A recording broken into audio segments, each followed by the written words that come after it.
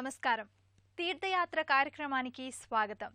అఖిలాండ కోటి బ్రహ్మాండ నాయకి, జగన్మాతగా చతుర్దశ భువనాల్లో కన్నతల్లిగా అలరారే మహాశక్తి స్వరూపిణి ఆది పరాశక్తి కాలానుసారంగా సమయానుకూలంగా ఈ భువిపై అనేక రూపాల్లో అనేక ప్రాంతాల్లో అవతరించింది. దుర్గా, చాముండి, గౌరీ, వాణి, కాళీ, పార్వతి, హైమావతి ఇలా ఎన్నో పేర్లతో తన అవతారికను వ్యక్తపరచిన ఆ మాతృరూపిణి తాటిపత్రి గ్రామంలో శ్రీ అపర్ణాదేవిగా పూజలందుకుంటోంది. శ్రీ అపర్ణ సహిత నాగేశ్వర పంచాయతన దేవాలయ విశేషాలను ఈనాటి తీర్థయాత్రలో తిలకిద్దాం.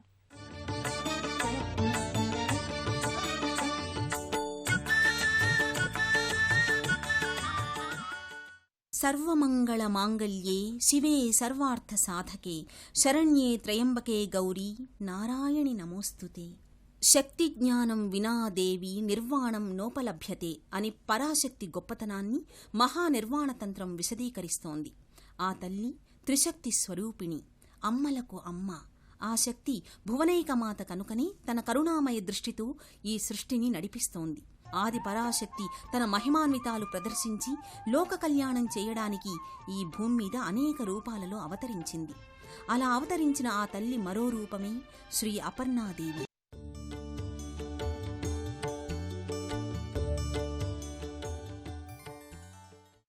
ఆంధ్రప్రదేశ్ రాష్ట్రంలోని గొల్లప్రోలు మండలం తాటిపత్రి గ్రామంలోని శ్రీ అపర్ణాదేవి ఆలయమిది.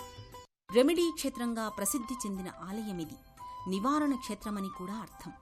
ఎటువంటి దోషాలున్నా ఈ అమ్మవారిని దర్శించినంతనే సమస్త దోషాలు పరిహారమవుతాయి. ఈ ఆలయాన్ని నిర్మించడానికి గల కారణం గురించి ఇక్కడి స్థల పురాణం ఏమి చెబుతోందంటే, భగవత్ సంకల్పం, అమ్మవారి అనుగ్రహం చేత కుజదోషం మీద పరిశోధన చేస్తున్న ఈ ఆలయ పూజారి కలలో అమ్మవారు దర్శనమిచ్చి, నన్ను పూజించిన వారికి సర్వదోషాలు నివారణమవుతాయి, ముఖ్యంగా కుజదోష నివారణ జరుగుతుంది అని సెలవిచ్చిందట. అమ్మవారు చెప్పిన విధంగా పూజారి కలలో అమ్మవారు దర్శనమిచ్చిన రూపురేఖల్ని ఒక చిత్రంగా చిత్రించి పూజలు చేయగా విశేష ఫలితాలు కలగడం జరిగింది. ఇదంతా అమ్మవారి మహిమగా భావించి గ్రామస్తులు దాతల సహాయ సహకారాలతో ఈ ఆలయాన్ని నిర్మించి అమ్మవారి విగ్రహాన్ని ప్రతిష్ఠించారు. నాటి నుండి ఈ ఆలయం భక్తులతో సందడిగా ఓ తీర్థయాత్ర క్షేత్రంగా వర్ధిల్లుతోంది. ప్రధానాలయ ప్రాంగణంలోకి చేరుకున్న భక్తులకు ఎత్తైన ధ్వజస్తంభం కనిపిస్తుంటుంది. ఆ ధ్వజానికి ఆనుకుని బలిపీఠం ఉంటుంది. ఆ బలిపీఠానికి ఎదురుగా నందీశ్వరుని విగ్రహం ఉంటుంది. ప్రధానాలయ ముఖమంటప ప్రవేశద్వారం పైభాగాన శ్రీ పార్వతీ పరమేశ్వరుల మూర్తులు నెలకొని ఉంటాయి. ఆకర్షణీయమైన స్తంభాలతో, చలువరాతి బండలతో ముఖమంటపం శోభస్కరంగా ఉంటుంది. ఈ ఆలయ పరిసరాలలోని ఆగ్నేయ మూలలో శ్రీ సూర్యనారాయణస్వామి ఆలయం, నైరుతిలో శ్రీ సిద్ధి వినాయకస్వామి, వాయవ్యంలో శ్రీ అపర్ణాదేవి, ఈశాన్య స్థానంలో శ్రీ లక్ష్మీ హయగ్రీవస్వామి, మధ్య భాగంలో నాగేశ్వరస్వామి కొలువై ఉన్నారు. అంటే షట్క్షేత్రాలు ఒకే ప్రదేశంలో ఉండడం ఈ ఆలయ ప్రత్యేకత. గాణపత్యం, శైవం, నారాయణీయం, శాక్తేయం, సూర్యనారాయణీయం, సుబ్రహ్మణ్యేయం ఇలా 6 క్షేత్రాలు కొలువై ఉన్న విశేషమైన సుక్షేత్రమిది. శ్రీ అపర్ణాదేవిగా పిలువబడే ఆ శక్తి స్వరూపిణికి ఆలయాలు చాలా అరుదు. ఆశ్రిత వరదాయిని, సౌందర్య తేజోమయి అయిన ఆ దేవి ఇక్కడ ప్రధాన దేవతగా పూజలందుకుంటుంది. శ్రీ లక్ష్మీ హయగ్రీవ స్వామి ఇక్కడి క్షేత్ర పాలకుడిగా నెలకొనగా, శ్రీ అపర్ణాదేవి ప్రధాన గర్భాలయంలో దర్శనమిస్తుంది. ఆ అమ్మ అనుగ్రహాన్ని పొందుదాం. భక్తులను బ్రోచే చల్లని తల్లి తన బిడ్డలకు లేమి లేనిదే లేకుండా సిరి సంపదలను, పాడి పంటలను అందించే శ్రీ అపర్ణాదేవి ముగ్ధ మనోహర రూపంలో విరాజిల్లుతోంది. నాసికాభరణాలు, రజత, స్వర్ణ ఆభరణాలను ధరించి నేత్రపర్వంగా, చతుర్భుజిగా, చంద్ర సూర్యకళలు మేళవించిన దివ్యధాత్రిగా గర్భాలయంలో శ్రీ అపర్ణాదేవి తేజరిల్లుతోంది. సకల మనోభీష్టాలను నెరవేర్చే ఆ దేవి దర్శనం కోసం భక్తులు బారులు తీరుతారు. ఇక్కడికి పసిపాపల్ని సైతం తోడ్కొని వచ్చి అమ్మవారి ఆశీర్వాదాన్ని పొందుతారు. సౌందర్యాభరణాల శోభితంగా కర్పూర నీరాజనపు వెలుగులో అపర్ణాదేవి నయన మనోహరంగా దర్శనమిస్తుంది. తాటిపత్రి యాదాద్రిలోని ఈ అపర్ణాదేవి ఆలయంలో అడుగిడిన వారికి మరెన్నో దేవతామూర్తుల దర్శన భాగ్యం కలుగుతుంది. శ్రీ అపర్ణా సమేత నాగేశ్వర స్వామితో పాటు శ్రీ సిద్ధి వినాయక స్వామి, శ్రీ సుబ్రహ్మణ్య ఆలయం, శ్రీ సూర్యనారాయణ స్వామి వంటి దివ్యమూర్తుల దర్శనం ఇక్కడ లభిస్తుంది. అపర్ణాదేవి ఆలయంలో మొదటి ఉపాలయం శ్రీ సిద్ధి వినాయక స్వామి ఆలయం. శ్రీ పార్వతీ పరమేశ్వరుల ముద్దుల తనయుడు సిద్ధి వినాయకుడు ఇక్కడే కొలువై ప్రప్రథమ పూజలందుకుంటున్నాడు. ఈ ఆలయ ప్రాంగణంలో మరో ఉపాలయం శ్రీవల్లి దేవసేన సహిత సుబ్రహ్మణ్యేశ్వరాలయం. సుబ్రహ్మణ్య స్వామి వెలసిన ఈ ప్రదేశంలోనే ఓ వింత జరిగింది. ఒక సాధువు నిరంతరం ఇక్కడ ఉన్న తటాకంలో స్నానమాచరించి రోజూ స్వామివారికి పూజా విధులు నిర్వహించేవాడట. అలా కొన్ని సంవత్సరాలు గడిచిన తరువాత ఆ సాధువును ఒక పశువు తొక్కడం వల్ల ఆ సాధువు మరణించగా అతడికి ఇక్కడే దహన సంస్కారాలు చేశారట. ఆ ప్రదేశంలోనే ఇక్కడ పుట్టలు వెలిశాయి. ఆ పుట్టలకు ప్రతిరూపంగా ఇక్కడ శ్రీ సుబ్రహ్మణ్యేశ్వర స్వామి ఆలయం వెలసిందని కథనం. ఆది దంపతులైన పార్వతీ పరమేశ్వరుల శుభమంగళకరమైన ప్రేమకు అనుగ్రహానికి ఐక్యరూపం సుబ్రహ్మణ్యేశ్వర స్వామి. దేవసేనాధిపతిగా సకల దేవగణాల చేత పూజలందుకునే దైవంగా కుమారస్వామిని పేర్కొంటారు. శివాంశ సంభూతునిగా తారకాసుర సంహారం కోసం మార్గశిరమాసం శుక్లపక్ష షష్ఠి నాడు జన్మించాడు స్కందుడు.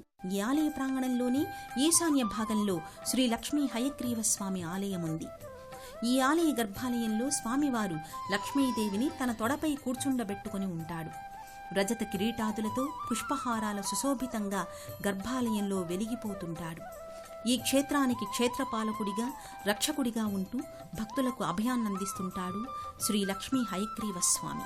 పురాణ ప్రాశస్త్యం, చారిత్రక ప్రాముఖ్యం గల ఈ దివ్య సన్నిధిలో నాగేశ్వర స్వామి కూడా కొలువై ఉన్నాడు. శక్తి ఎక్కడ ఉంటే అక్కడ స్వామివారి ఆవిర్భావం పరిపాటి. ఇక్కడి శ్రీ నాగేశ్వర స్వామివారి ప్రత్యేక మందిరం మరో విశేషం. ఆ విశేషాలేంటో చూద్దాం. శ్రీ పార్వతీ వల్లభుడైన ఈశ్వరుడికి ఎన్ని పేర్లున్నా ఎన్ని విశేషాలున్నా ఆయన ఆద్యంతాలు లేని మహాలింగమూర్తి. ఈ మహాలింగం ఇక్కడ నాగేశ్వర స్వామి నామధేయంతో కొలువబడుతోంది. ఇక్కడ తేనె రంగులో ఉన్న ఈ లింగానికి అభిషేకిస్తే సమస్త కోరికలు సిద్ధిస్తాయని ఆర్యోక్తి. సమస్త అలంకారాలతో వివిధ పుష్పహారాల మధ్య స్వామి వెలుగొందుతుంటాడు. స్వామి పంచపడగల రజత ఆభరణాన్ని ధరించి మరింత శోభాయమానంగా వెలిగిపోతుంటాడు.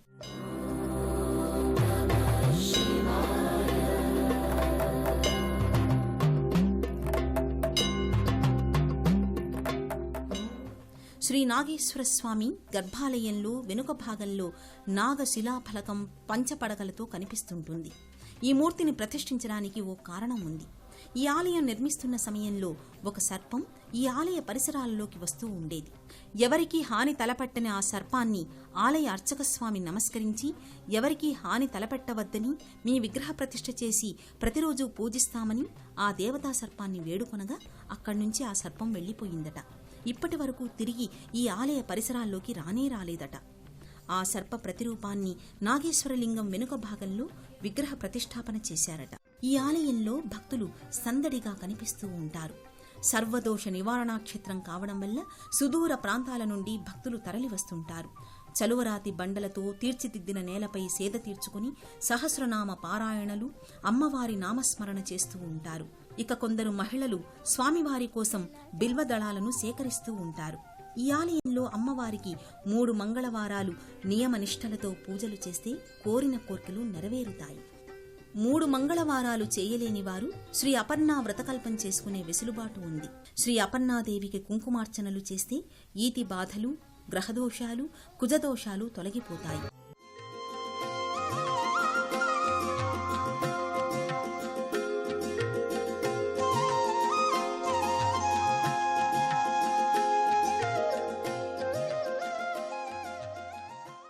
ఈ ఆలయంలో చైత్రమాసంలో వసంత నవరాత్రులు, భాద్రపద మాసంలో వినాయక చవితి నవరాత్రోత్సవాలు, ఆశ్వయుజ మాసంలో దేవీ నవరాత్రులు, కార్తీక మాసంలో 4 రోజుల పాటు అభిషేకాలు, మార్గశిర మాసంలో సుబ్రహ్మణ్య షష్ఠి, పుష్యమాసంలో లక్ష్మీ హయగ్రీవ జయంతి, మాఘమాసంలో సూర్యనారాయణ అభిషేకాలు, ఫాల్గుణ శుద్ధ సప్తమి నాడు శ్రీ అపర్ణా సహిత నాగేశ్వర స్వామికి కళ్యాణం జరుగుతుంది. ఇక్కడ పాంచాహ్నిక దీక్ష కూడా జరుగుతుంది. 1,00,000 బిల్వార్చన పూజలు జరుగుతాయి. ప్రతి మంగళ, శుక్రవారం అన్నదాన కార్యక్రమాలను నిర్వహిస్తారు. ఈ ఆలయ సముదాయంలోని ఒక అతి పురాతనమైన రావి వృక్షం ఉంది. ఈ రావి వృక్షం పరమ పవిత్రమైనదిగా చెబుతారు. రావి వృక్ష ప్రదక్షిణ చేసిన వారికి కోరిన కోర్కెలు నెరవేరుతాయి. నెరవేరిన సందర్భాలు, కోకొల్లలు ఈ ఆలయంలో జరిగాయి.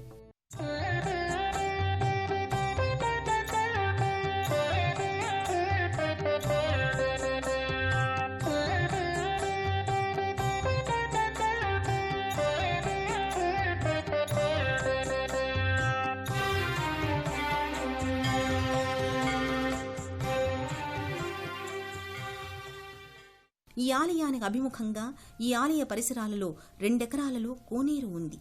ఆలయ దర్శనానికై వచ్చే భక్తుల సౌకర్యార్థమై నిర్మించిన కోనేరుగా చెబుతారు. ఈ కోనేరు మధ్య భాగంలో శ్రీ అపర్ణాదేవి, నాగేశ్వరస్వామి వార్ల భారీ విగ్రహాలు ఉంటాయి. ఒకవైపు అపర్ణాదేవి, మరోవైపున శ్రీ నాగేశ్వరస్వామి నాట్యమాడుతున్నట్టుగా కనిపిస్తుంటాడు.